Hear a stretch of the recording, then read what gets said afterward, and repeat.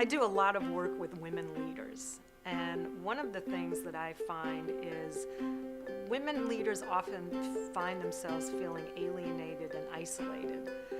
And it's really important for them to have a place where they can be with peers to not only share best practices, but to really discover you're not alone in the world with what you're facing.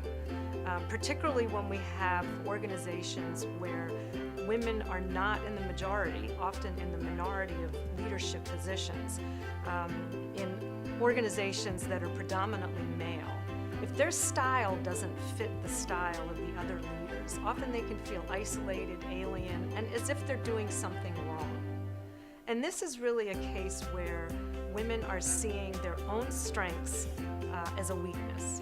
And what we're going to be doing is helping women understand their strengths, identify them, and then be able to leverage them so that they can lead in their own authentic style. Women have a way of being able to support each other when given an opportunity to be members of a peer group.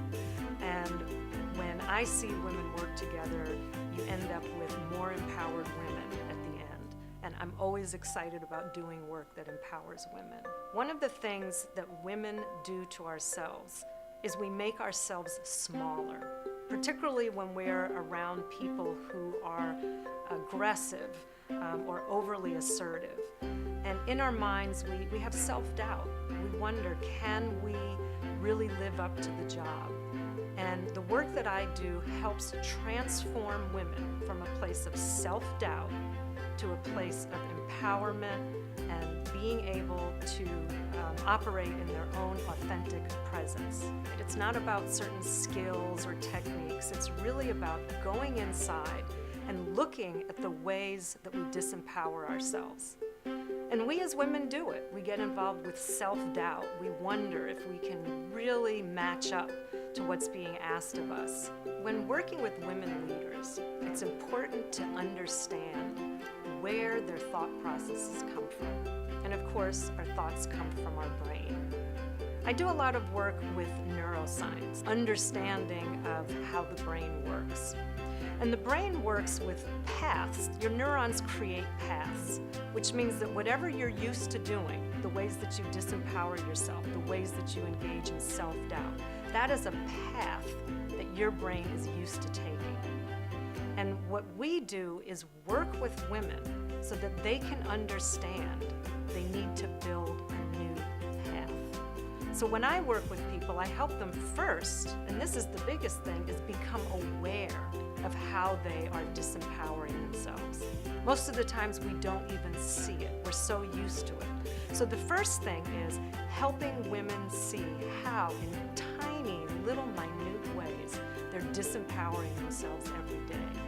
Once they can be aware of that, they can basically say, I'm not taking that path anymore. And it's a conscious decision. And what we're seeing now is, what's called the sandwich generation, the baby boomers who are taking care of children and also taking care of aging parents. And what this means is that there are more challenges and more stress. Now, we can't get rid of all of those challenges, but what women have to understand is they cannot do it alone. We need support. And the first person that we have to support is ourselves. And so when we as women are faced with our teams depending on us at work, our children and family depending on us at home, we have to be able to take care of ourselves. And part of the things that we're going to be offering is helping women learn how to self-nurture, whether it's nutrition, whether it's learning how to meditate, whether it is making sure that they have somebody that they can bounce thoughts off of and reflect with. We have to be able to engage in self-care to be able to contribute in all of the ways that we want to in all of the areas of our life. The kind of coaching that I do is transformative coaching. And the reason I use that word is because many people do performance coaching. Performance coaching is really about having a to-do list and making sure that you're accountable to somebody and getting those things done. And that's important, along with certain skills that women need to have to succeed in the workplace. But one of the things that I work on is a to-be list. It's really important that we understand that transformation takes place from the inside out. If you have a limiting belief in one part of your life, chances are it's limiting you in all parts of your life. So if you don't think that you're worth something, then that's going to come not only in business, but in your personal life.